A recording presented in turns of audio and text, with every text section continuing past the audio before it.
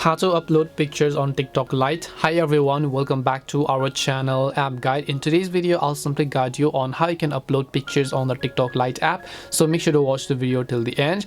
To upload pictures on the TikTok Lite app, all you have to do is open the TikTok Lite application. You can upload a picture as a video. So to do this, all you need to do is first of all just tap the plus icon which you see at the very bottom of the screen. Once you tap on the plus icon here, you can basically choose a photo by tapping the upload icon over here, choosing the photos that you want to upload. Let's say this one photo only, and then I'll just select next, and then you can see I've successfully uploaded it. Now if I want, I can add some text to it, I can add some stickers, the filters, I can make a voiceover, I can review some privacy settings, I can also customize the volume, and then just tap on next. Once I've done that, I can describe something about my video or my photo, then I can select who can watch this, then I can select everyone, the audience, and then just tap on the post option.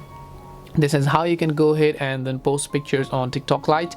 We hope the video was really helpful, and if it did help you, make sure to leave a like and subscribe to the channel. And if you've got any more questions though, feel free to leave them down. Thank you very much for watching till the end, and see you in the next video.